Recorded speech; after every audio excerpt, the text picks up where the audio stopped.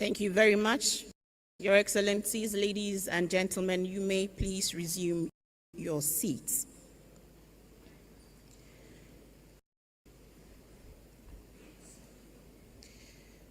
Your Excellencies, distinguished guests, ladies and gentlemen, it is my distinguished privilege indeed to, on behalf of the President of the Republic of Ghana, His Excellency John Dramani Mahama, welcome you all to the center of the world where the best jollof still reigns.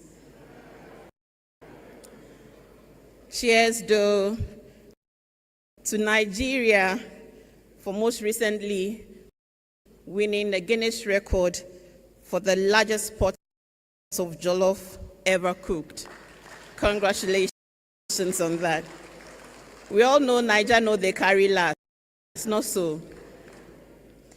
Ladies and gentlemen, permit me also to, on behalf of the former President of Nigeria, His Excellency Goodluck Jonathan, and his foundation, welcome you to the 6th Democracy Dialogue under the theme, Why Democracies Die. We're coming to you live from the Accra International Conference Center. So, do democracies ever die? Today we have been invited by the Goodluck Jonathan Foundation to reflect on our collective and individual democratic journeys. In what ways has democracies been beaten, battered, bruised, usurped, killed even? But most importantly, in what ways have some democracies clawed back from the brink? Over the next few hours, this is going to be our task. The great revival or resurrection of our democracies. What must we do to achieve sustainability? Once again, ladies and gentlemen, I welcome you all to Ghana. Before I invite the Executive Director of the Goodluck Jonathan Foundation to set the tone for today's dialogue, permit me to take a couple of minutes to acknowledge the dignitaries who have gathered here with us this morning. First, I'd like to acknowledge the presence of the President of Ghana, His Excellency John Ejumora Dramani Mahama. A round of applause.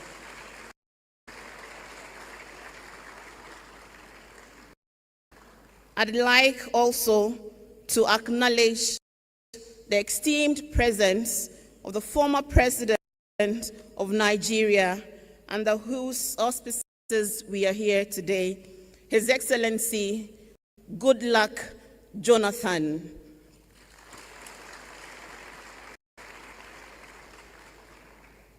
I'd like also to acknowledge another former President of the Republic of Nigeria, His Excellency Olusegun Obasanjo.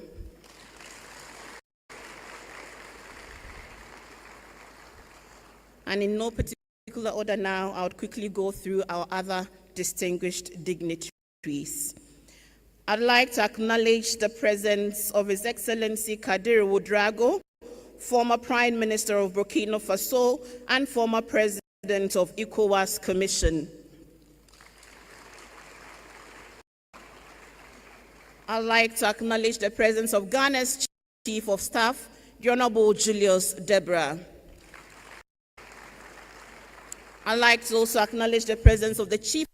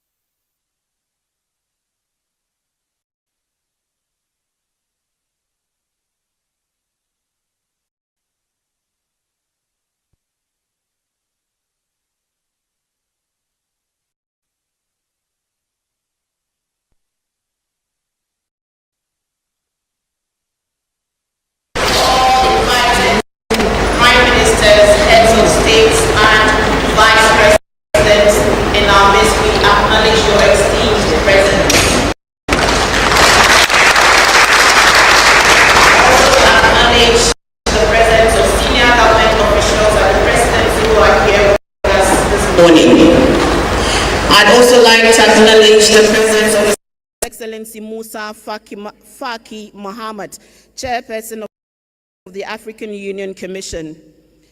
His Excellency Bankole Adeoye, AU Commissioner for Political Affairs, Peace and Security. His Excellency Omar Aliu Toure, President of ECOWAS Commission. His Excellency Godwin Obaseki, former Governor, Edo State. Erastus Mwencha, former Deputy Chairperson of the African Union Commission. Bishop Matthew Hassan Kuka, keynote speaker, is here in our midst. We also have members of our Parliamentary Select Committee on Foreign Affairs who are in our midst. I'd also like to acknowledge the presence of members of the diplomatic missions and international organizations who are here gathered with us. To our various CSOs and think tanks, academia, who are also here, we acknowledge your esteemed presence. We acknowledge the presence of the chair and general secretaries of our various political parties, chiefs of security agencies in our midst. We acknowledge your presence. Chiefs and Queen Mothers, we acknowledge your presence. And to wrap up this first round, I'd like also most graciously to recognize the presence of Professor Julius Ionveri, leader of the Federal House of Representatives, representing the Speaker of the Nigeria House of Representatives, please, with a round of applause. We also acknowledge the serving and former members of the Nigerian National Army who have gathered here in their numbers. Also, the Bayelsa State delegation led by the Bayelsa State Deputy Governor, Senator Lawrence Eyajoko, who is representing the governor also of Bayelsa State. Please recognize his presence. We have also been joined graciously by the Ijaw National Congress members. Where are you? Please acknowledge their presence as well. And we also have in our midst serving and former members of the Nigerian National Assembly, also His Excellency Chief Dr. Mike Ogiadome, former Chief of Staff of President Goodluck Jonathan and former Deputy Governor, Edo State. We also have His Excellency Mr. Peter Obi, a former governor of Anambra State in Nigeria, also a former presidential candidate. And also, to all traditional rulers from Nigeria present, we recognize your esteemed presence. Please pardon if I've left anyone out at present. I will redeem myself in the other parts of the program. Ladies and gentlemen, welcome. I'd like now to invite to come up stage Ms. Anne Iyonu, Executive Director, Goodluck Jonathan Foundation, to set the tone for the 2025 Goodluck Jonathan Foundation Democracy Dialogue. Please welcome Ms. Anne to the podium.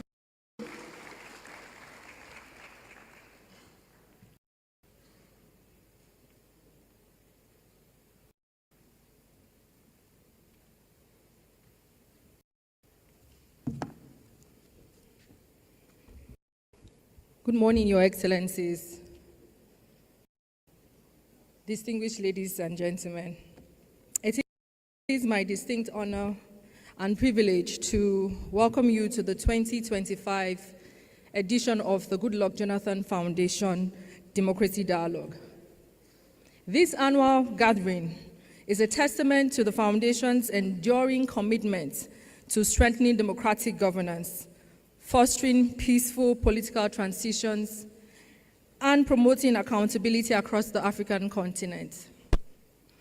Over the years, the Foundation, the Democracy Dialogue, has grown into a vital platform for reflection, engagement, and strategic action, bringing together voices from across the African continent to interrogate the state of our democracy and chart pathways towards its renewal.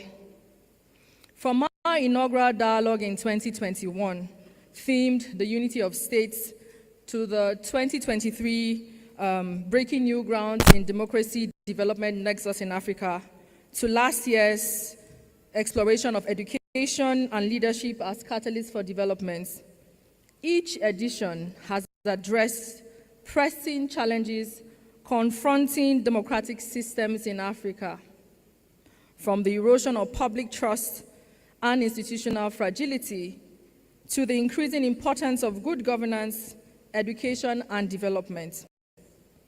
Today, we gather under the theme, Why Democracies Die.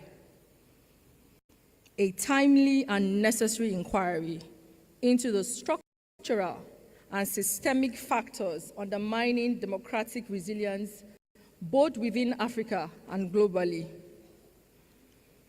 Around the world, it's no longer news that around the world there is a rise of authoritarianism, and then there's a decline of trust in the democratic process. There is also the gradual and systemic silencing of free speech, as well as the sustained weakening of democratic institutions. The problem is not just that democracies are undermined, it is also that autocracies are becoming more popular despite their repressiveness and aggressiveness. While our past dialogues have deepened our collective understanding of democracy's evolving landscape, today we continue that journey, delving into the roots of democratic decline, from weakened institutions and electoral malpractice to external influences and shrinking civic spaces.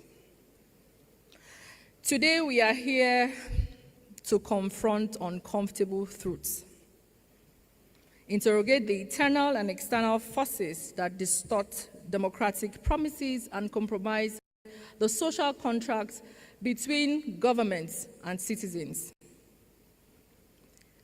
This dialogue, it's not only a forum for diagnosis, but it's also a crucible for solution.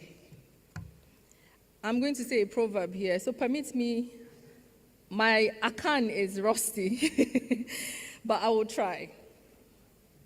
As the Akan proverb says, Jua a enyawo ebewo enyi no yetu ase yesensen ano.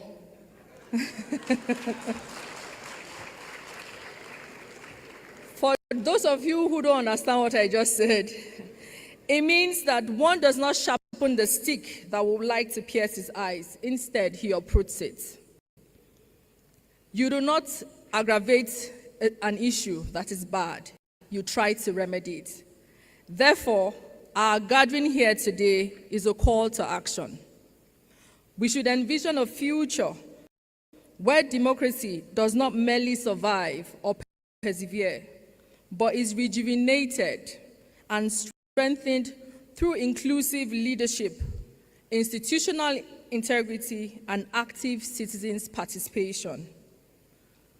It is our hope that at the end of the day, our deliberations will help unpack the theme of this year's dialogue, Why Democracies Die, toward democratic renewal and institutional reform, ensuring that governments across Africa are responsive, transparent, and accountable. Thank you.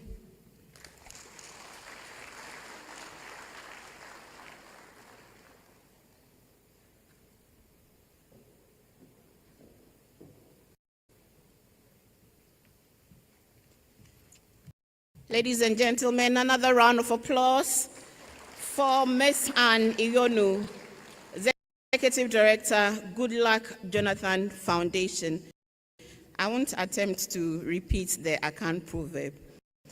We are still dealing with an Obake and Akwaba debate. So if you came to Ghana, Akwaba is what you're all commonly greeted, isn't it? So let's say Akwaba to each other. Please say Akwaba to each other. And in the Ga language,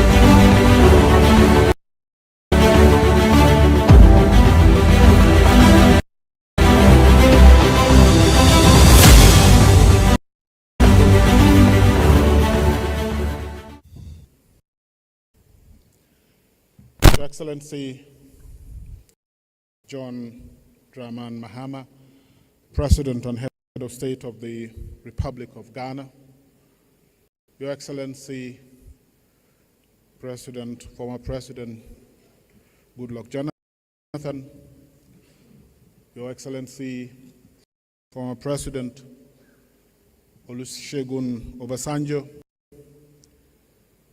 Excellencies Chief Olusegun Obasanjo, Excellencies, traditional rulers, ambassadors, representatives of international organizations, it is indeed an honor for ECOWAS to take part in this important dialogue. And I was complaining to the organizers this morning that I have been trapped because I just got to know about my participation as a speaker only 5 minutes ago. But nonetheless, I would like to thank the organizers and the government of Ghana for hosting us. This is an important dialogue that ECOWAS cannot afford to miss. Excellencies, this forum is taking place at a very crucial moment when the security and the governance landscape of our region is undergoing profound changes.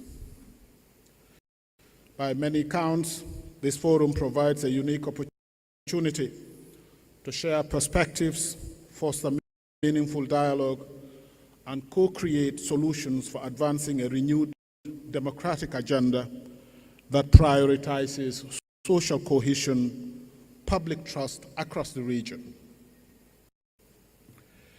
It is in this context that we look forward to the outcome of this forum, which I am confident that will include innovative strategies to enhance democracy, social cohesion, and citizens-state relations, as well as the advancement of governance through stronger democratic institutions that will promote accountability, discipline, and delivery.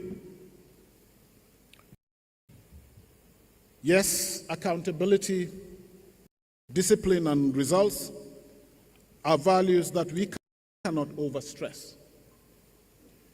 Excellencies, ladies and gentlemen, let me conclude by sharing my personal thoughts about the theme of this dialogue: why democracies fail.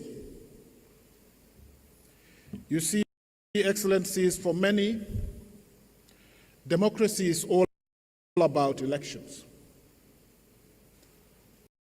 But what a narrow and dim view of democracy. Democracy, Excellencies, is about accountability. It is about discipline. It is about results. Therefore, unless accountability governs citizens and government relationships, unless discipline permeates our social fabrics, and unless results drive our public engagement, we as Africans will continue to sit on gold mines. We will continue to sit on gold mines and gas and oil wells, but we will always continue to wallow in poverty. In conclusion, Excellencies, I have 3 points. Democracy, or any system for that matter, will die if it does not deliver results.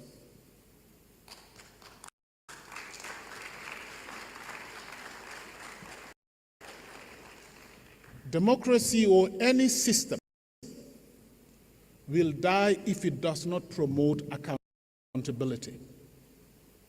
Democracy, or any system, will die if it does not promote discipline. Accountability, results, and discipline. You take them from any system, whether it is a secular system or a religious system, they die. If we get out of this room with additional prescriptions, we will be adding value to what we are here for. Excellencies, I wish you fruitful deliberations.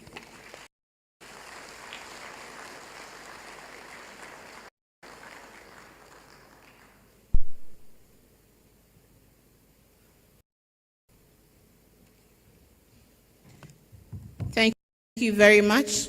Please, another round of applause to His Excellency Omar Toure, President, ECOWAS Commission. We'd like to also invite to come up and share some remarks and reflections with us the former President of Nigeria, His Excellency Olusegun Obasanjo. Your Excellency.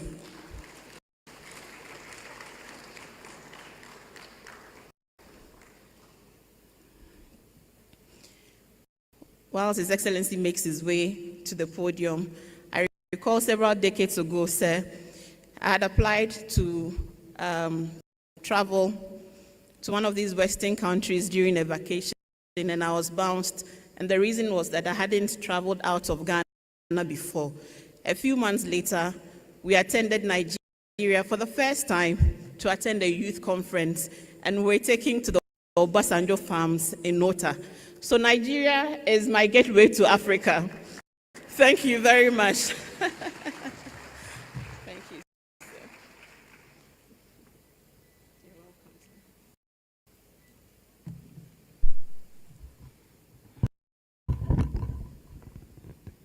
You're welcome, sir. Your Excellency, my brother, the President of Republic of Ghana, Your Excellency, my brother, the former President of Federal Republic of Nigeria, President Goodluck Jonathan, and who is the owner of the foundation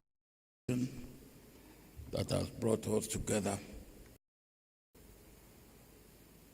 I was not supposed to be talking to you now, but the Executive Director of Goodluck Jonathan Foundation came to me as I was sitting by Bishop Kuka, who is supposed to give a keynote address. I was supposed to have a fireside chat, and I was prepared for that. I don't know where the fire will come from, but I was prepared for a chat. Then she came to me and said, "Do you mind saying something now?" said, but you did not warn me that I will be saying something now. He said, you should say something. Well, before I was then thinking, what should I say? What should I do? And I want to seek advice from the man on my left, and that's Bishop Kuka, to say, Bishop Kuka, what do I say? And I thought he would probably be saying, say in the name of the Father, and of the Son, and of the Holy Spirit. And even before I could ask him, then the lady, who is the mistress of the ceremony, called me up. And you see me coming up, feeling unprepared, untutored. Yes. And I listened to the president of ECOWAS, who ended on 3 notes.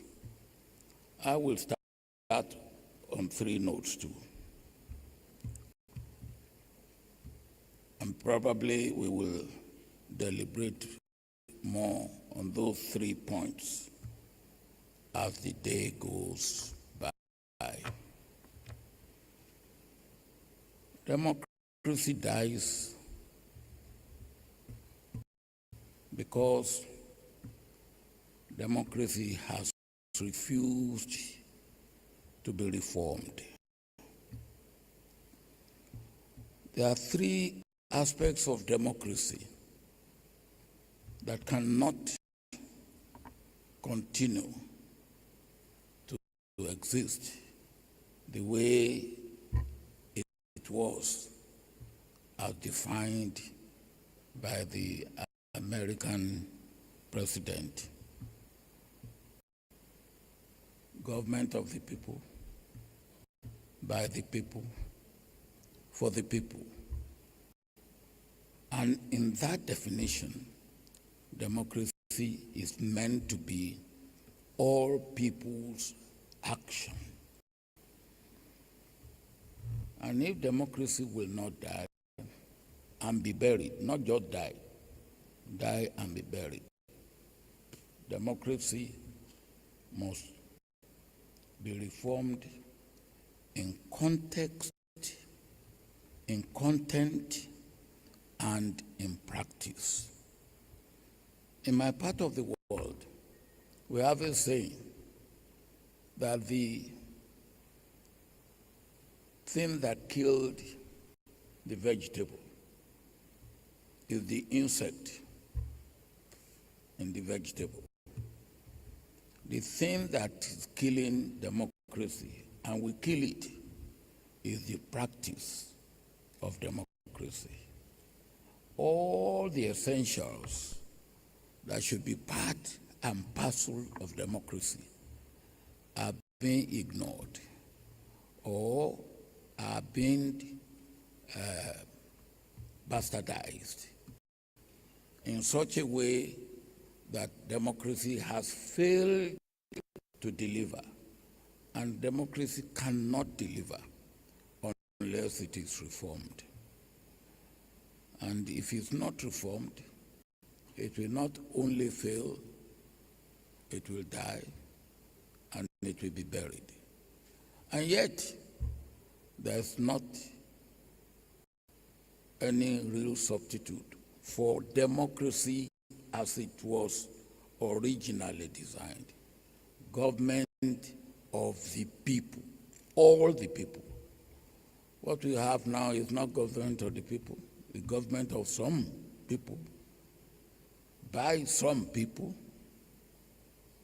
over all the people. And they talk of government democracy as government of the majority. If you talk of government of the majority, what do you do with the minority? Then minority is not part of the people. I hope as we go on tonight, today, we will deliberate on this, and probably we will find a means by which we will put new life into democracy through democratic reform. Thank you very much.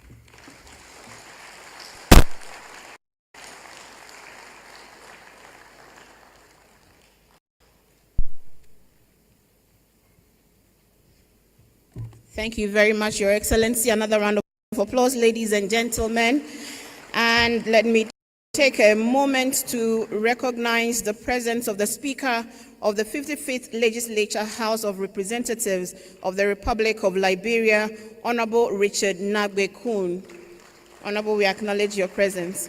And we also recognize the presence of the Nigerian community in Ghana who are represented here, and to the future of our democracy, the students from the Accra High Senior High School and Osu Presbyterian School who are here, the bridge to the future. Let's give them all a round of applause.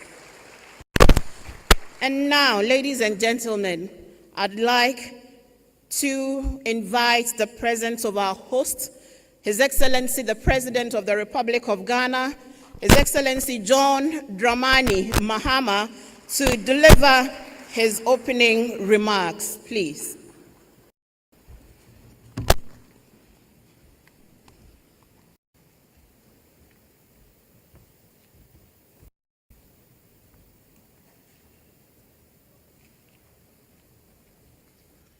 Thank you, Shamima. Thank you. Please resume your seats. Thank you very much. Let me proceed on established protocol. I think my daughter Shamima has acknowledged everybody. And so I'll just say a few preliminary words about the subject, and then after that I'll read a very short speech that I've been given. As a student of history, I always like to go back into the past. As a student of history, I always like to go back into the past. And we've had various stages of the development of our democracy. And every stage is important because we have to take lessons learned in order that we come out better. And so the first stage was the liberation of the African continent, of which Ghana played a very significant role. Yeah, Ghanaians, you can clap for that.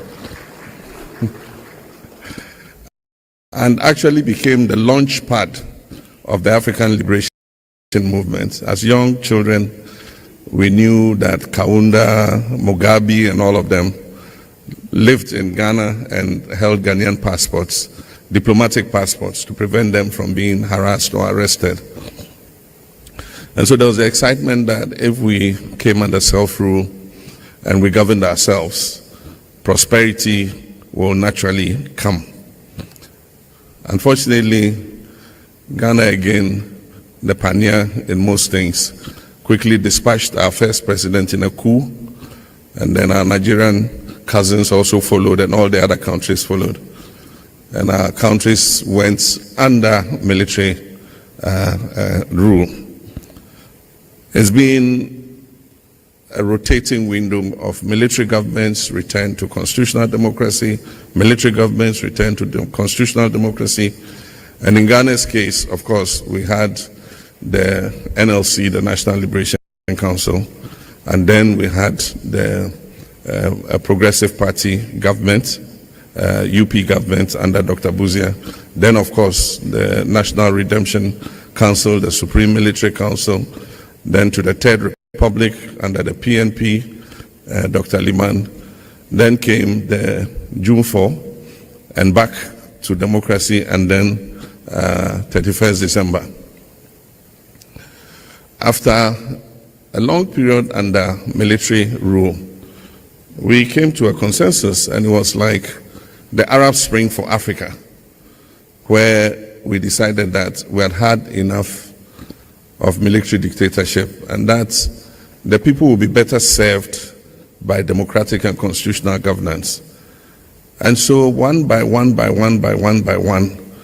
African countries began to pivot back to constitutional rule and democratic governance. But the thing is, democratic governance guarantees the rights and freedoms of the people, which is true, but in themselves will not bring opportunity and economic prosperity unless you abide by certain principles. And so Ghana went back to constitutional democracy in 1992. There was a lot of excitement about it. President Rawlings became the first civilian president of Ghana, followed by President Kufuor. And since then, it's been a revolving door of NDC at one time for 8 years, MPP. For those who attended my inauguration, if you were not on the Black Star Square and we had locked you in a room and you could hear the announcement of the acknowledgement of the presidents who were coming up to greet me, you'd have noticed that the loudest applause was for the countries that have overthrown democracy and are under military dictatorship. That should give us a pause for thought. That should make us think. And that should make us ask ourselves questions about why democracies die. And that's why the topic of today is relevant. What are the things we need to do to sustain democracy? Democracy will not survive by itself if we don't work for it. And like Omar Toure said, whatever system of government, we don't work for it. And like Omar Toure said, whatever system of government you have, autocracy, democracy, theocracy, whatever, if it does not deliver opportunities and prosperity to the people, it will not survive. And so the excitement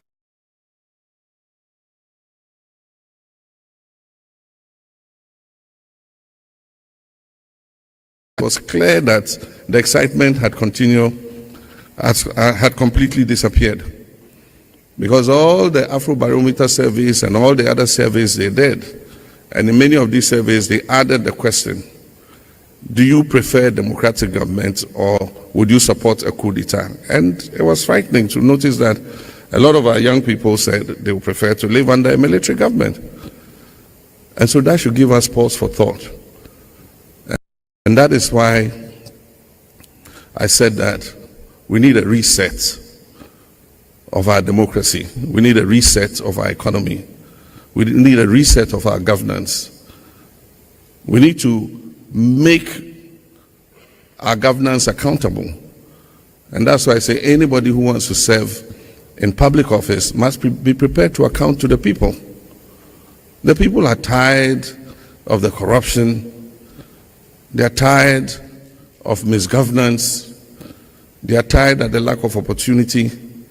And that is why for those of us who believe in democracy, we must continue to take the advantage of dialogues like this to see what is wrong with our implementation of democracy so that we can make a reset that makes the youth continue to have faith in democratic governance and not romanticize unconstitutional government. So these are just a few words I thought we'll talk about, but also to mention the role of the new media. We don't have the traditional TV and radios as the main source of information now. Anybody puts a camera in front of his face and can make a commentary on anything. And so there again, how do we accommodate the new media in democratic consolidation? Maybe that might be the topic for the next democracy dialogue. And I think the executive director will take note of that. But this is the little speech I wrote And so I'll go through that and just put my points on record. On behalf of the people and government of Ghana, I extend a warm welcome to you all. And I say Akwaba, what's that? Obake, Wezon, Sandezua. I mean, all our languages have the word welcome, and I think we accommodate everybody. It is our privilege and honor to host the 2025 Democracy Dialogue.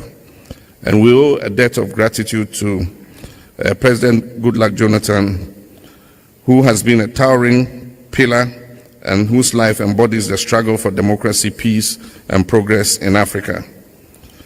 And through this dialogue, he continues to remind us that democracy is not self-sustaining. It must be nurtured and defended. And I wish to thank all the important people who have come, President Olusegun Obasanjo, Peter Obi, and I mean too many to mention, to lend your presence to this all-important dialogue. Our theme, Why Democracy Dies. Why democracies die is not a verdict but a warning. It forces us to confront uncomfortable truths. Around the world, democratic systems are under strain. Václav Havel, the Czech statesman, once observed, democracy is not something that occurs once for all. It must be fought for every day. That is precisely the spirit of this dialogue we're undertaking. History offers us sobering lessons. In Latin America, democracies collapsed under juntas in the 70s, but later renewal came through truth, reconciliation, and strong institutions.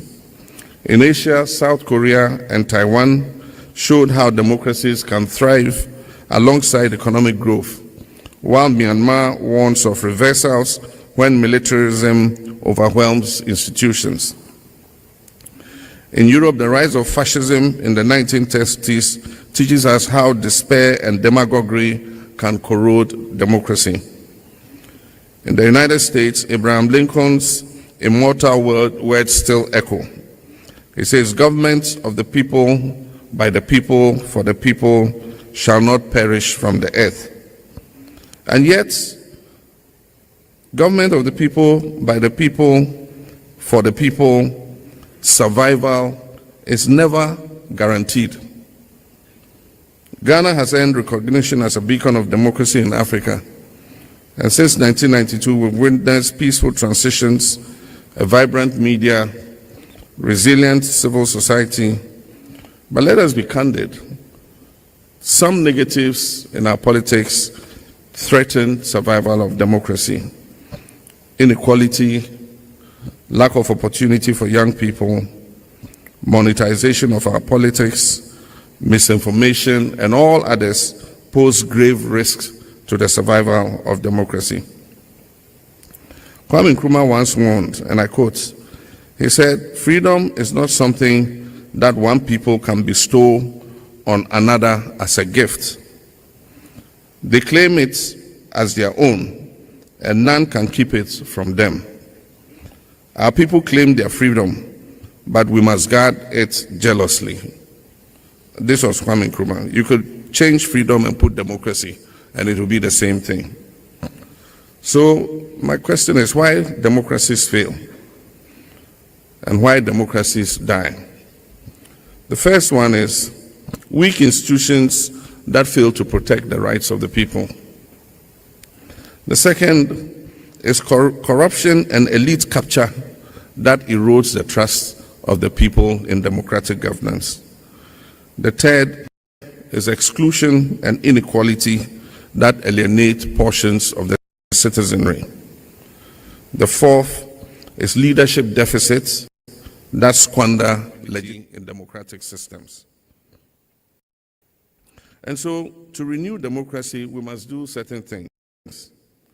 Of course, the first one is that we must strengthen institutions, independent courts, parliaments, and our electoral bodies. The second is that we must deliver development because democracy without bodies.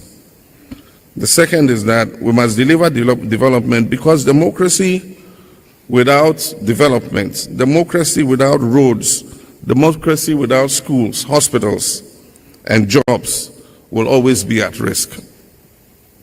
The third, we must educate our citizens. For us, Thomas Sankara said, and I quote, he said, "A soldier without political education or ideological training is a potential criminal." The same is true of leadership without ethical grounding. The fourth, we must protect media and civic space. A free press is democracy's immune system. We must also build regional solidarity because the fall of democracy in one nation weakens democracy in all other nations. As host, Ghana recommits to upholding democracy not just in rhetoric but in practice. We'll defend the independence of our institutions, we'll support free expression, and will continue to stand with ECOWAS in promoting democratic governance across West Africa. Distinguished citizens, democracy dies when citizens lose faith, when leaders abandon integrity, and institutions succumb to capture. But democracy can be renewed when citizens rise to defend it. And as the former Czech President Havel said again, and I quote, he said, "The salvation of this human world lies nowhere else than in the human heart." The survival of democracy depends on us, leaders, citizens, institutions, and for us choosing courage over complacency.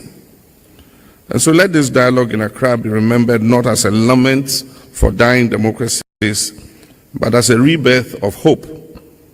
Let us leave here with a renewed determination to safeguard our democracies, to make our democracies deliver, and pass on to the future generations a legacy of freedom, justice, and dignity.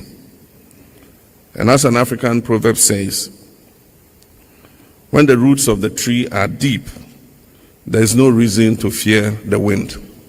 If the roots of our democracy are deep, there is no need to fear unconstitutional governance. If we deepen the roots of our democracy in our nations, it will withstand any storm. May God bless this gathering, may God bless Africa, and I wish you fruitful deliberation. Thank you.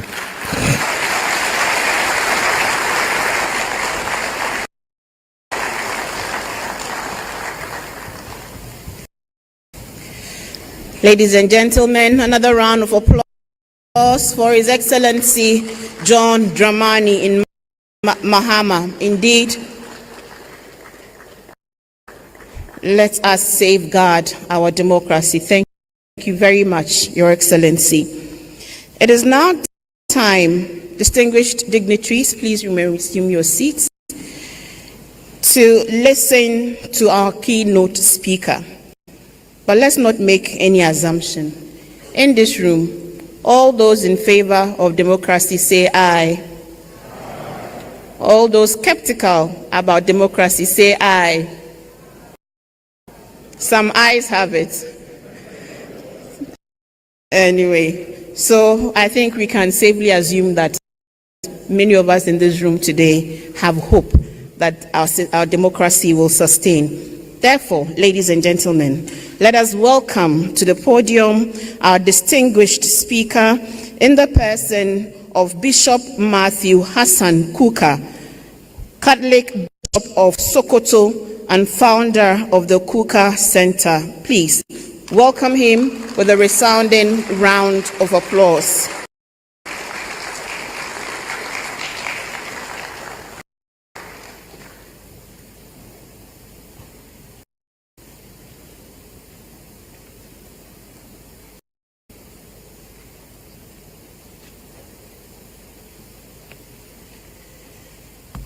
I was hoping I could borrow the president's water, but I see that his orderly has taken the glass of water away.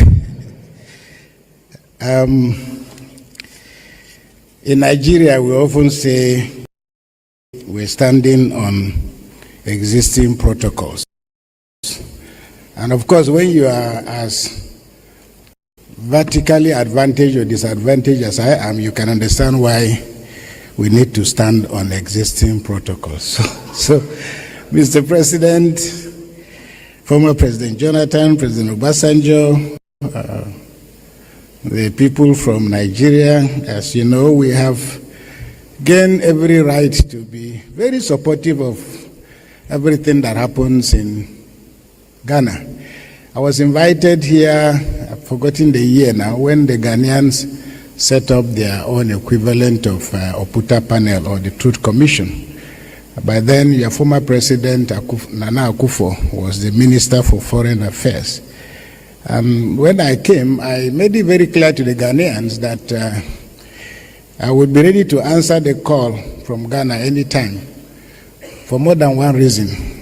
At least defeating the Black Stars was already a settled question. And of course, one player that I have difficulties forgiving is Thomas Partey, whose goal sent Nigeria out of Nigeria's hope of playing in the World Cup.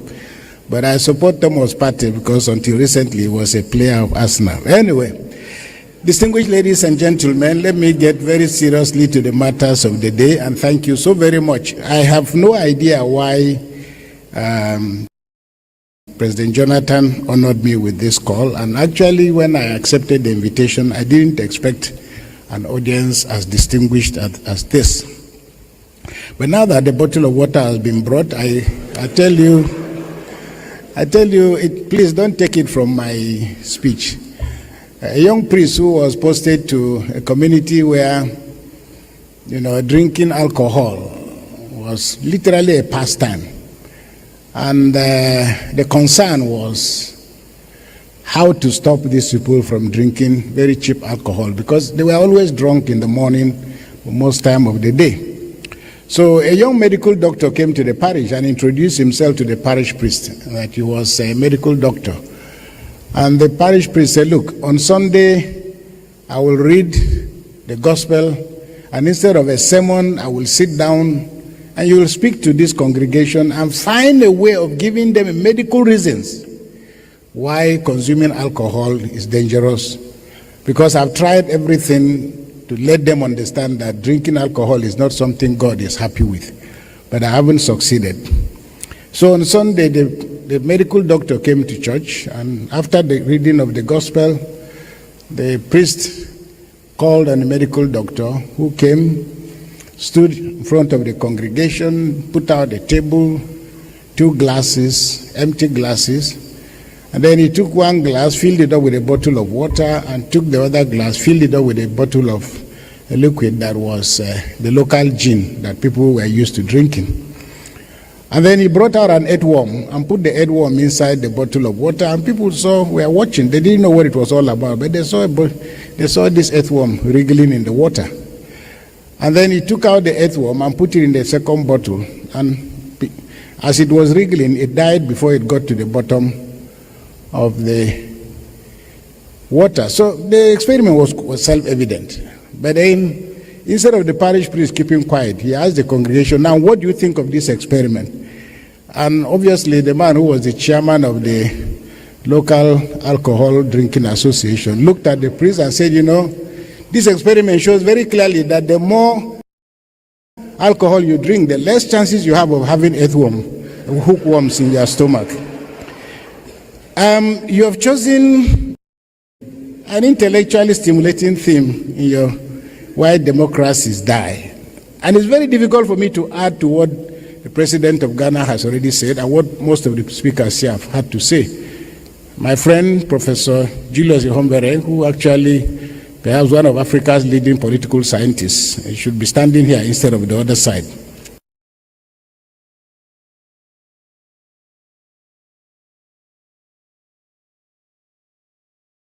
Democratic decline across Africa, rising authoritarianism, institutional fragility, shrinking civil space, and exploring new democratic systems. Exploring how democratic systems are weakened and dismantled. But let me make some clarifications to express my concerns before I proceed with my comments. I assume that my keynote address is meant to merely paint a wide brush to some of the thematic issues that I know that more distinguished scholars will be able to deal with, because I believe that they will do most of the heavy lifting. One, because of their experience, and two, because many people have more than just a theoretical experience and understanding of democracy, but a very practical one based on the fact that they've seen this, they've done that, and of course, the first people on the line here can speak to those issues. And only last week, President Goodluck Jonathan himself, about whom I will speak at the end of my paper, but he made the point, which caught the attention of many newspapers in Nigeria, about the politics of treachery and the kind of people who also were close to him, but again, sooner than later, he realized that in this game, there are very few favors that people give. But this is not unexpected, because whereas in other professions, if you want to be a priest, you go to training, you want to be a mechanic, you want to be a barber, every other thing, you want to be a shoe shiner and other things, you have to go and learn. And in many cases, you have to be given a certificate. Politics is the only system that you don't need training and you don't need a certificate. And I think this is what makes politics more dangerous in Africa, because it is an all-commerce game. But I'm a bit worried about the pessimism that is implied in your choice of theme, which is when you say how democracies die. Of course, if you say how democracies die and you invite a bishop, maybe I'm expected to officiate the funeral rites of democracy. But as you will hear from my paper and my presentation, I'm far more optimistic, and I also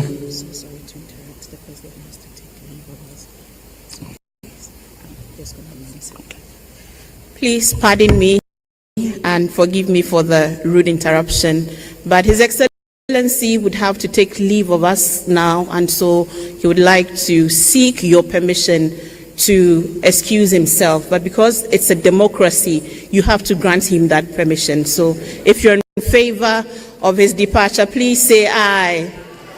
Mr. President, thank you very much for joining us, and we greatly appreciate your presence. I'm so sorry.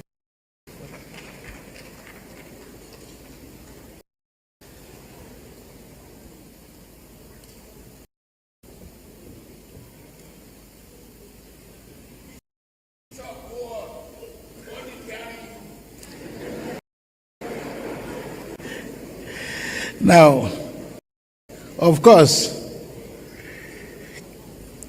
I make the point, and I will speak to the issue of if we say how democracies die, there is no laboratory yet for testing the efficacy of that claim. But of course, one might also make the point that, of course, there are variations in thematic perceptions, definition, and practice of democracy. And given the shades of contours and the landscape, the question we might need to ask is, which democracy are we really talking about? Because democracy, like music, has various genres of, more or less various themes, because jazz is not calypso, Ghanaian high life is not the same as Nigeria's juju music, hip-hop is not the same as pop, nor is it equal to reggae, funk is neither rock, nor is it jazz. Each of these musical genres elicits different emotional responses and talks to different audiences. Against this backdrop, we might pause and then ask the question, which democracy's death are we really forecasting? And is it the American type, is it the African type, is it the Asian variant, or is it claims that are made elsewhere? For example, the Chinese, many people think that the Chinese don't have a multi-party system. They do have a multi-party system, because the Communist Party is a party, but there are also other systems.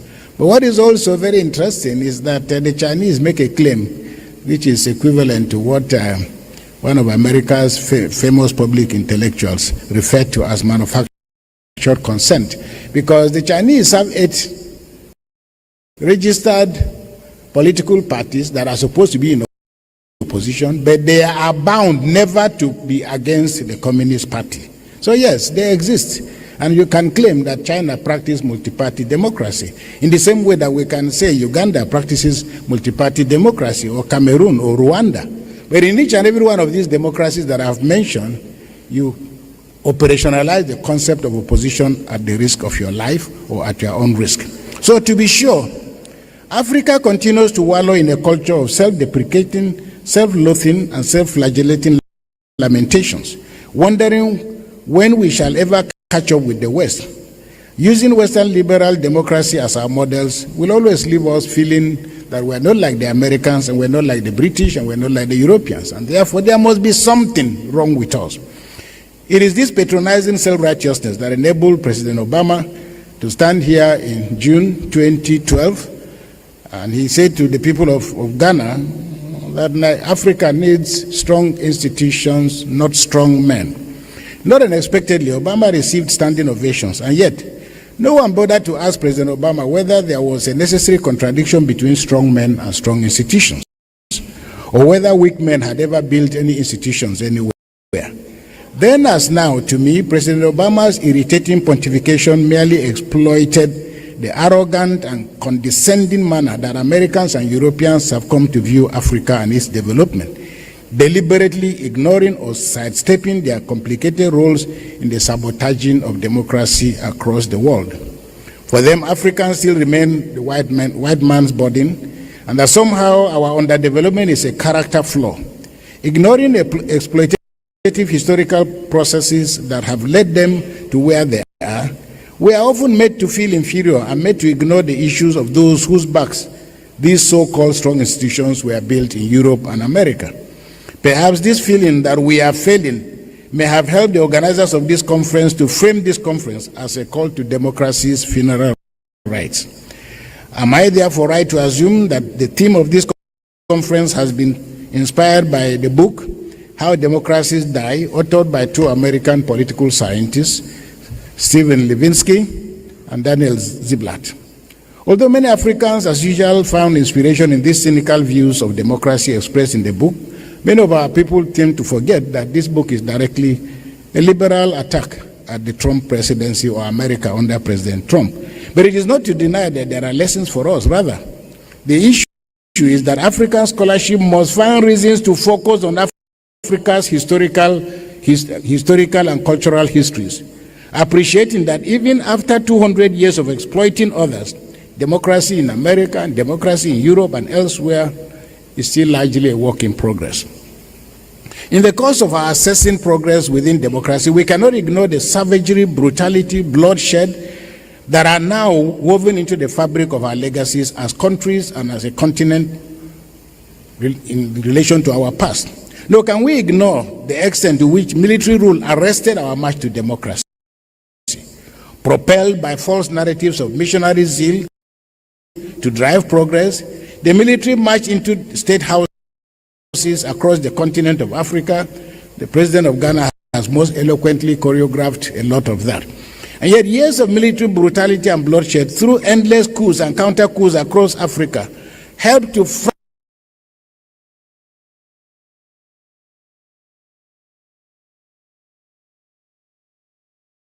bureaucracy, judiciary, legislative assemblies, and constitutions. Years of misrule resurrected and deepened ethnic consciousness as ethnic blocs sought to use military power and autocracy to institutionalize ethnic or regional hegemonies. Subsequently, in the 90s, after the so-called end of history, half-hearted plans to return our countries to the path of democracy were often marred by the blind ambitions of the military men and women themselves. Their autocracy, they mutated as autocratic dictators, pretending to be democrats, and in my view, debates about the duality of our democracy must therefore be measured against the backdrop of this convoluted view of history. With all its structural flaws, Africa's march to democracy is seemingly unstoppable. Africans know where they have come from. The future may be uncertain for them, but we have no hope of returning to the Egypt of autocracy and dictatorship that has been our lot. Our two countries, Nigeria and Ghana, remain the best examples. Our people are hungry, they are still poverty-stricken, they are living in destitution, yes. Our democracy has not delivered what it promised to them, yes. Democracy has not made them safe, yes. Democracy has not ended years of oppressive and suffocating corruption, yes. And yes, our people are still caught in the cusp of violence. However, our situation today is evident that our people have nailed their hopes for progress and development on the mask of democracy with all its flaws and very hostile, strong headwinds. It is historic for us in Nigeria that Nigeria has conducted 7 successive back-to-back elections since 1999 till date. These elections have been seriously flawed, they have been bloody, they have been chaotic, they have been below par. Yet, unlike a few years ago, Nigeria, neither the losers nor frustrated citizens of Nigeria have called the military to stage a coup, as it was, and it has always been the history of our country. Our people have now realized that military rule has proved itself to be a cure worse than the disease, and that the military itself has also realized the institutional damage it suffered from years of being in power. Therefore, the challenge now is for Africans of this generation to ensure that in our hands, the seeds of democracy are nurtured.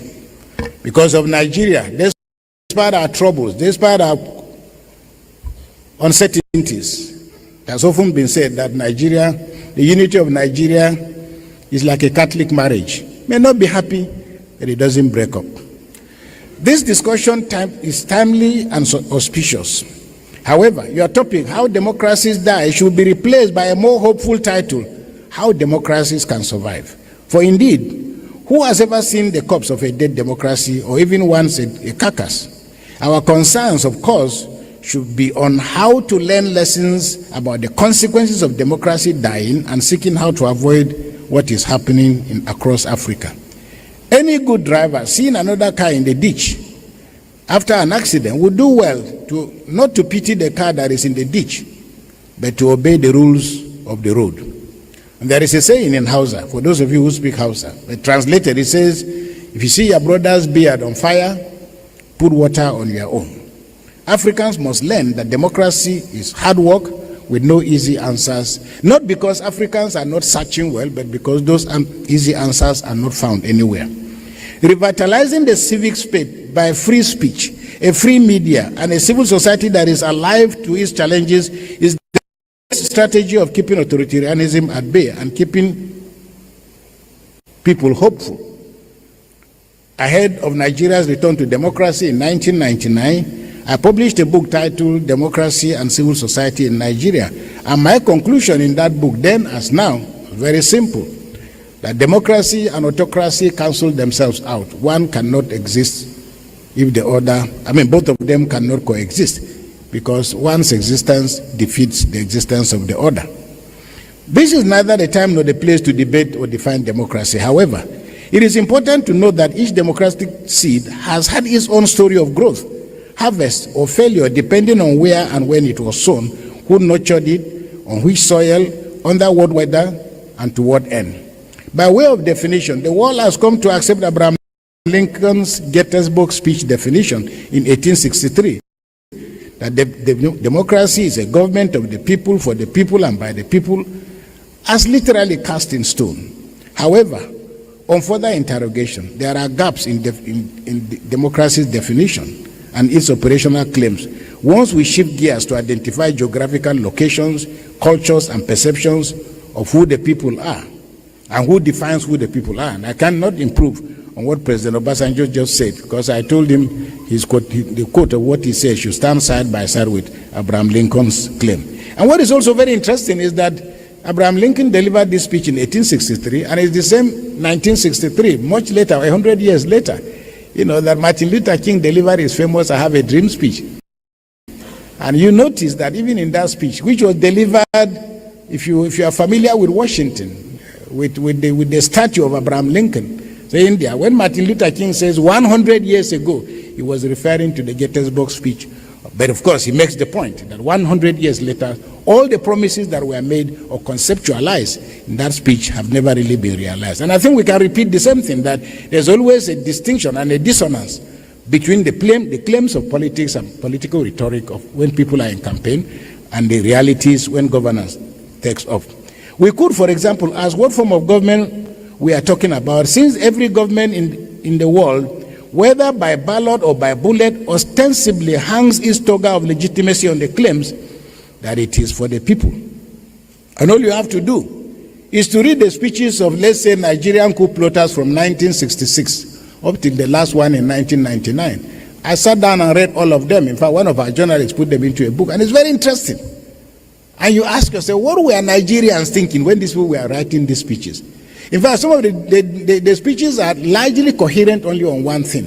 One, the soldiers emphasized their redemptive capacity, but also, very interestingly, you could also see, in fact, there was one coup plotter. Happily, the coup didn't succeed, but the man promised that there was henceforth going to be, what do you call it? The country was going to be under, what is it? What is the word? Under curfew from dawn to dusk. We didn't know the difference between dusk to dawn. But we would, for example, ask what form of government we're talking about, because every government makes this lofty claim. No one has ever declared up front, either through a coup or through campaign, that his or her ambition in politics is to form a government of myself, for my family, and my kinsmen. The Afrikaners in South Africa, the white supremacists in America, Hitler and his Nazis in Germany, Mussolini and his fascists in Italy, King Leopold who ruled Congo by proxy, all of these men and women through history made altruistic claims. Philosophies like communism, Bolshevism, Stalinism, fascism, Nazism were operational ideological vehicles that conveyed dreams and hopes. And of course, people were enticed, and these people had great followership. They set the clock of democracy back. However, democracy has proved its incredible capacity not to be crushed, because democracy still saw the backs of all of these people. So one of Africa's most distinguished scholars, the late Professor Claude Ake of blessed memory, once argued that the attempt to define democracy presents us with what he calls an anarchy, and attempts to clarify the definition of democracy only adds to the confusion. So by whatever definition, democracy in theory and in practice is about people's ability to participate in determining who governs and how they are governed. I often say that if you see a dead body, you can spread any kind of cloth you want, especially if the body is naked. But if a man is naked and you give him a cloth that he's not happy with, he will still throw it back at you. So fundamental to democracy is the essence that people, although it is flawed, that people have a say in who governs them. At the heart of all of this is that by whatever name we call it, humanity has continued to search for the best ways of ensuring how do we stay safe? How do we raise our families? How do we manage community relations? How do we address such themes as justice by whatever language, by whatever gender, by whatever ideology? What is justice? What is equity? What is fairness? What is humility? What is respect? These are the principles that undergird democracy. So we're constantly searching for these ideals, and democracy just happens to be, in my view, a scaffolding around which we can hang some of this. And as long as this human quest continues, it is impossible, therefore, for us to talk about democracy ever dying. Another name for political practice of these ideals over time, with patience and sacrifices, leads to the deepening of political culture. Because African democracy focuses only on elections.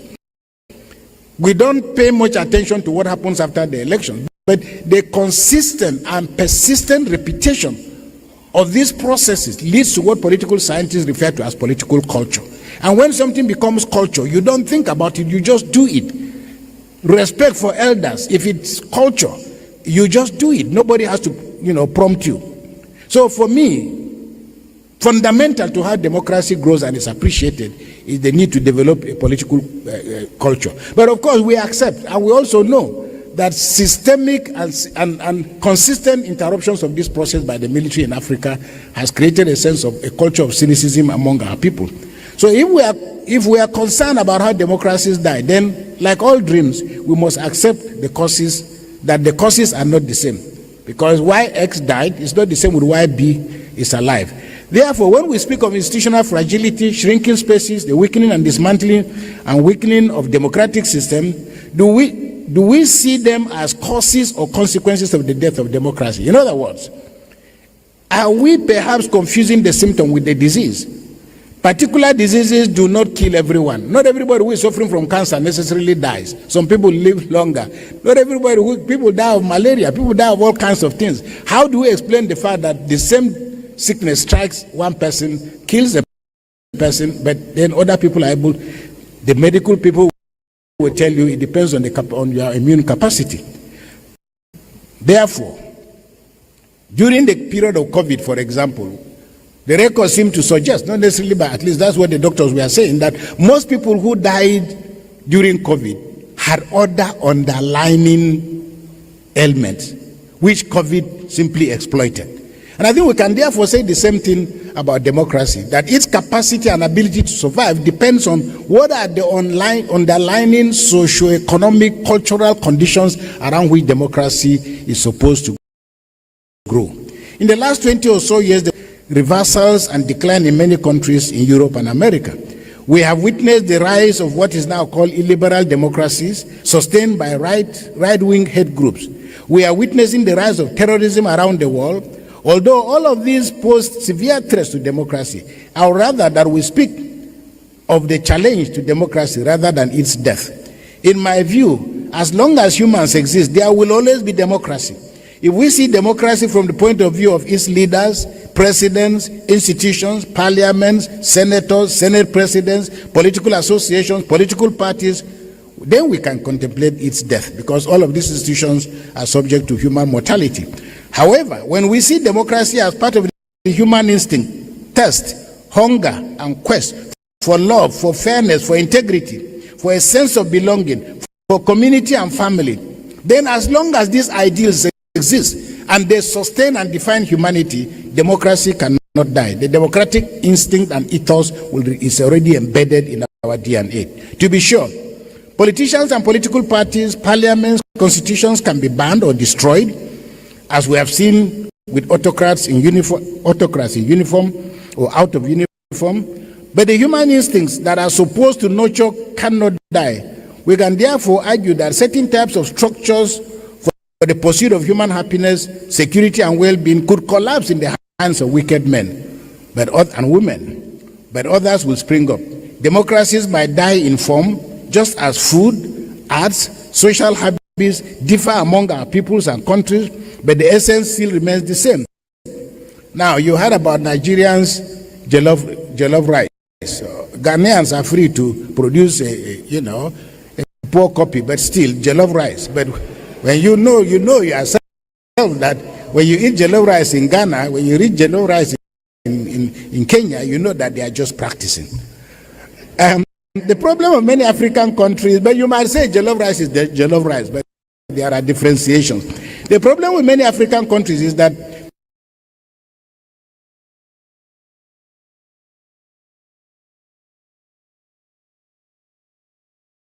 the assumption that we have that we transited to democracy. No, transition from dictatorship is not logically transition to democracy.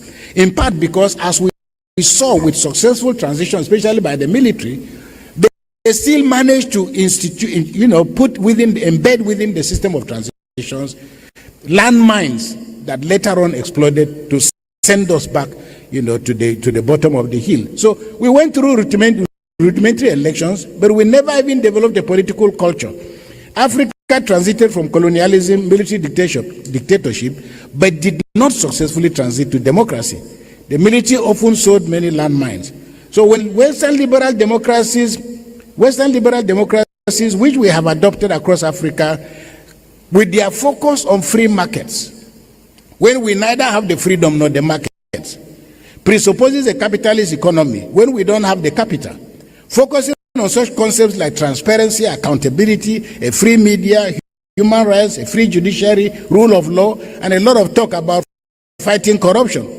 The elevation of these concepts does not address other fundamental cultural factors that blur the lines in many African cultural discourse. And there are many people here, I'm sure President Obasanjo will also sign on to that in many African languages for example, Western liberal democracy insists that opposition is institutionalized as part of democracy. But for many African countries, we're struggling, we're thinking in English, but unable to speak in vernacular. Because what does really opposition mean? And of course, many people will argue that because opposition is read in the vernacular as somebody who is an enemy, that is why it is easy for the reflex of the African politician to want to either bump off anybody who poses himself as an opposition. But of course, the system itself is not attractive, because I served as a member of the Electoral Reform Committee in Nigeria. One of the things we saw was that you had cases where, for example, the dominant political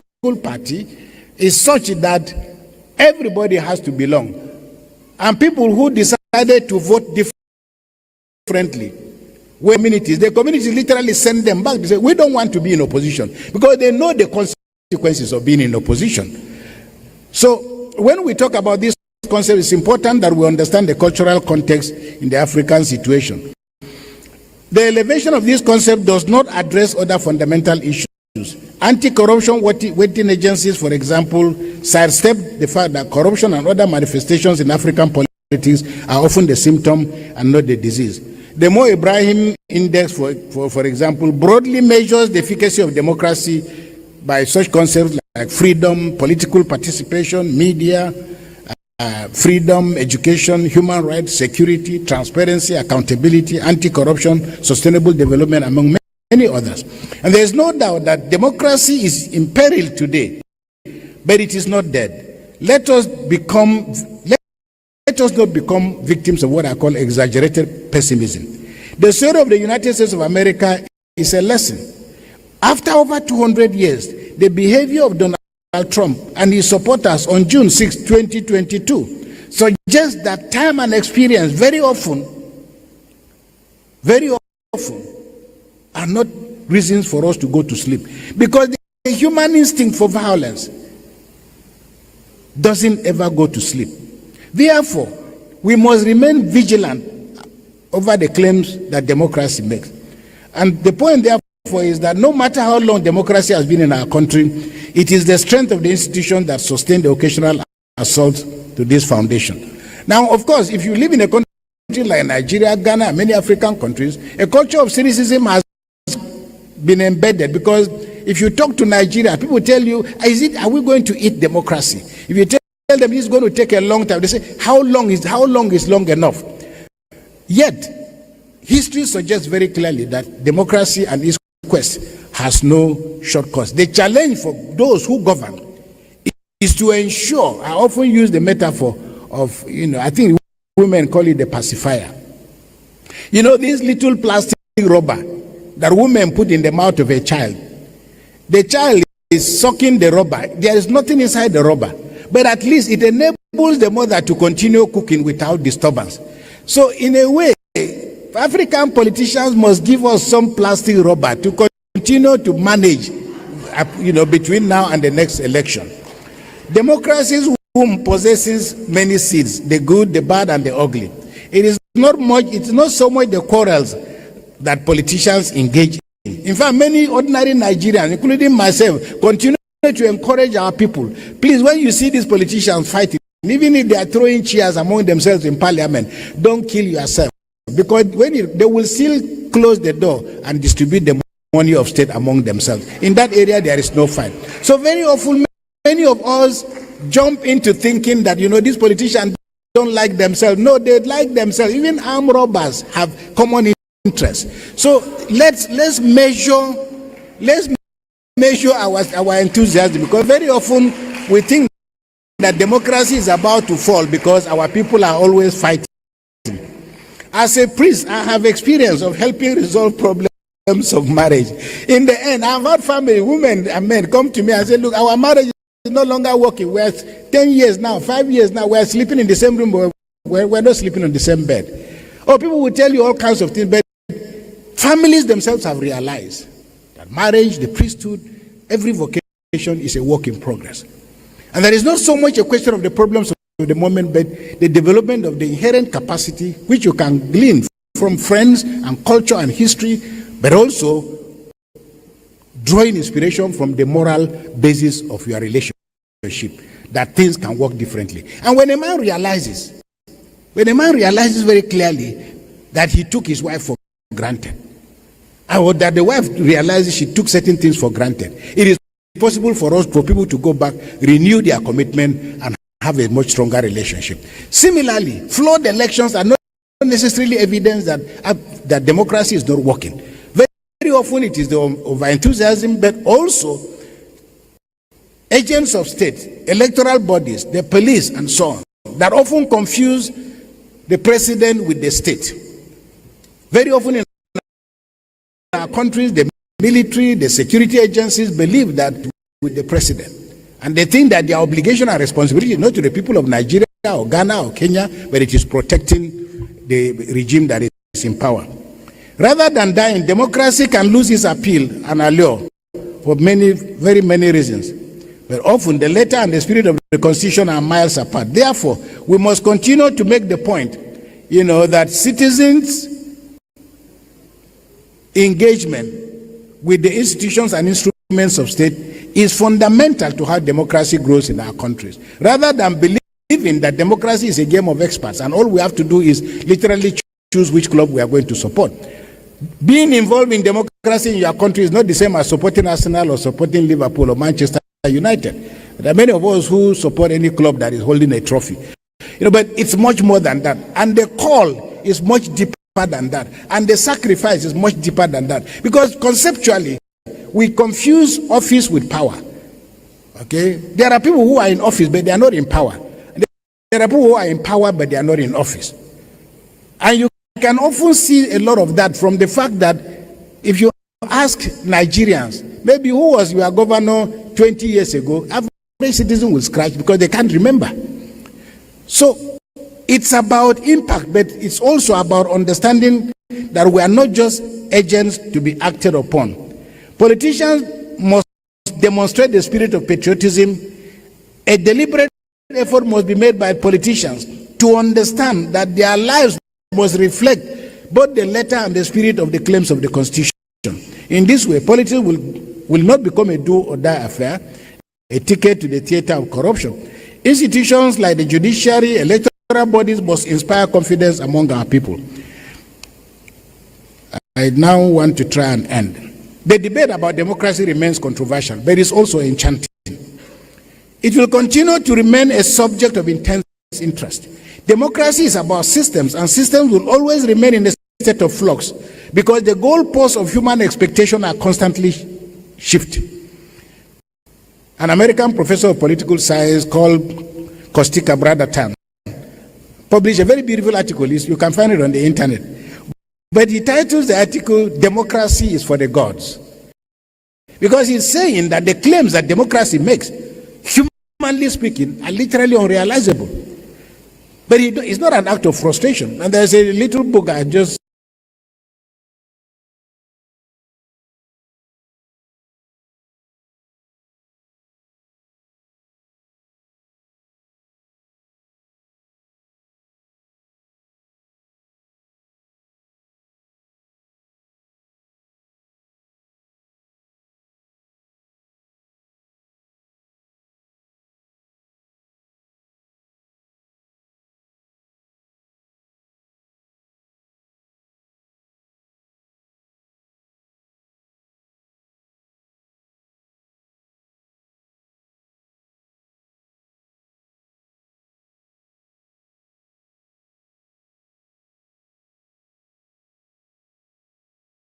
started reading last week. The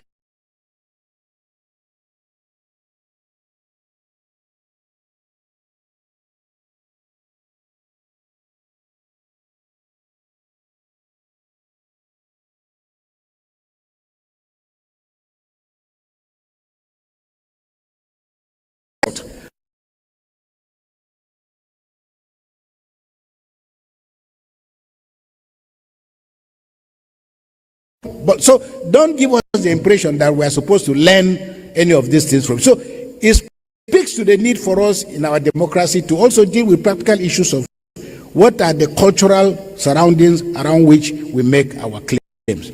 I wish to conclude by arguing that contrary to the notion of democracy democracy dying, we should focus on addressing the usage of the various models for the achievement of the goals of human development.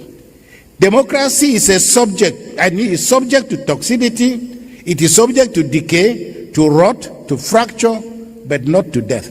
Democracy will never die. There will be bad elections, but the only cure to a bad election is another election.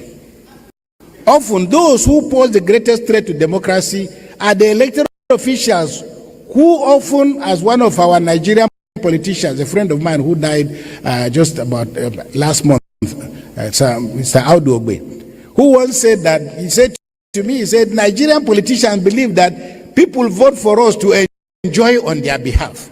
So the assumption that politicians have that the rest of us who voted for you are so stupid, and that all we are supposed to do is to stand and look at you in your beautiful cars, your beautiful houses, and we are all just spectators. All we can choose is which team are we going to clap for. Participatory democracy means participating in elections, but also participating in reaping, the outcome. So I therefore want to end by saying, first of all, it's a great honor, President Jonathan, for me to be here. When you took that decision on March 31st, 2015, it's written a little book, which you should read, My Transition Hours. But when you took that decision, it was one of those moments that it was between yourself, your conscience, your God, against the run of play. On the 31st of March 2015, even before the elections had concluded, when you made that call, you were answering what to me was more or less a divine call. And by taking that decision, not only did you reverse, and I think your successor made the point himself over and over. You had all the military, you had all the paraphernalia of power around you. It would have been possible to instigate a war. But by taking that decision, in my view, the people of Athens entrusted into your hands a touch of hope, a touch of what democracy should look like. The honor, the dignity, the sense of sacrifice. That is what democracy is all about. You illustrated that.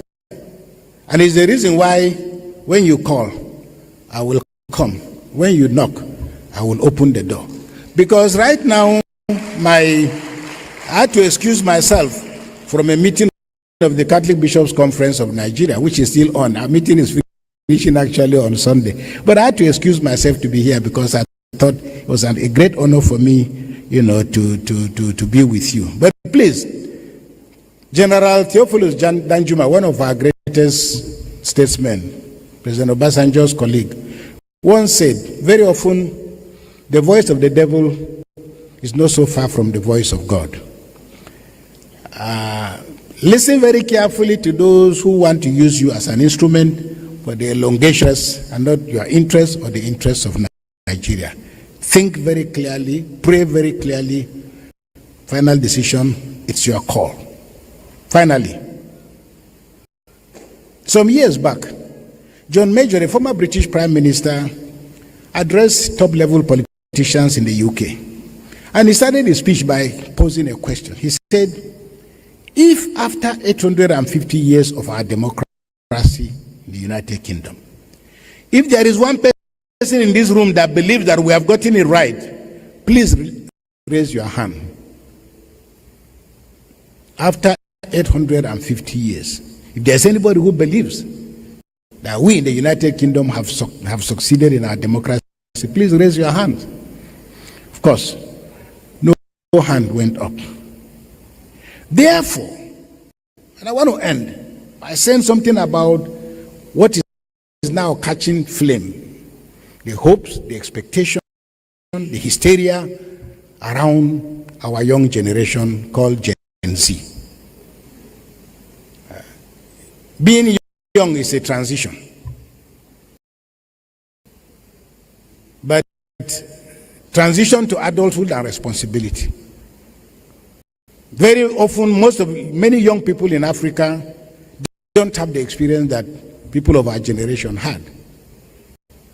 Many of us have the past that we grew up with. Because many young people today are born in Accra, born in Nigeria, but brought up in the United Kingdom or other places, and the children of the elite. Therefore, their expectations are pretty high. And they also, this is an environment, this is a culture of fast food.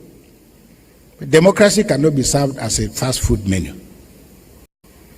Taking responsibility to govern is not the same as wanting or aspiring to participate in the meal of corruption. Because very often many people in Africa, many young people in Africa, many groups that feel disadvantaged, rather than focusing on the real things, what do we need to do? What kind of discipline do we need to put in place? Because if you want to be president tomorrow, governor next tomorrow, we should see the signs today. There is a saying among the beggars in northern Nigeria, who are the Muslim beggars, that if Friday is going to be good, that is based on the gifts I will be given, I will see it on Wednesday.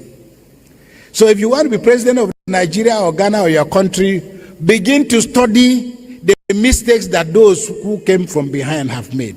Begin to understand the history, how this struggle has come through. It is no use to pretend that simply just knowing how to kick a football means that you can play like Messi. It's not going to be so.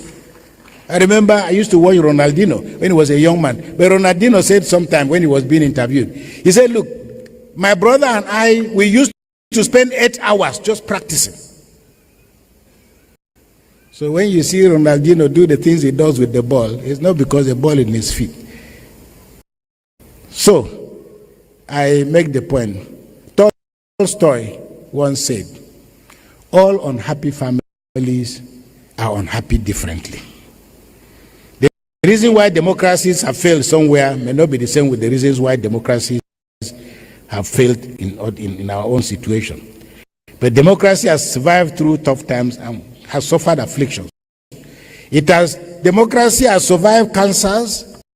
It has survived demagogues, mobsters, empires, emperors, narcissism, apartheid, and other forms of evil.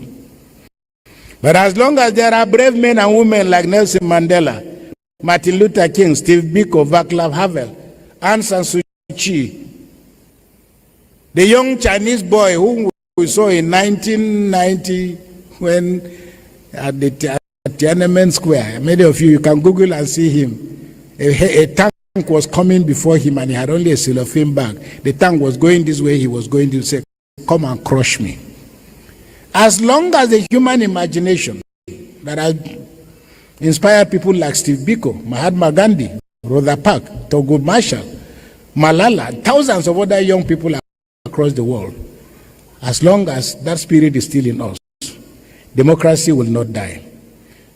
The winds may blow, its flames will never go out, and all of us, you and I, are custodians of that flame.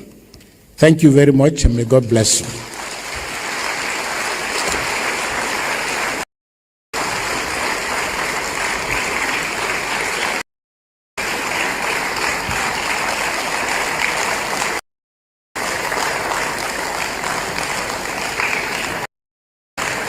I think we can do better than that, please. Let's indeed give our keynote speaker a standing ovation. Truth tellers are few in these times, and so when we have truth tellers in our midst, we recognize and give them the honor that they deserve. Another round of applause, ladies and gentlemen. And thank you for that thought-provoking keynote speech, inviting all of us to be actors for change. Thank you, Bishop Matthew Hassan Kuka, the Catholic Bishop of Sokoto and founder of the Kuka Center. We thank you very much. So, this is what we propose. We should have been going for a little health break, but we're proposing to not break the flow, but to allow anyone who needs to go. And so you may not to go out of the program, but to take a break if you need to take a bathroom break or to grab some coffee, please, you may do it as we continue the program. Is that workable for all of us so that we can finish within time and then we can all get back to our businesses for the day? Is that okay? Is it okay? All right. So please, if you need to visit the bathrooms, the restrooms are to my left upon your exit and to my right upon your exit.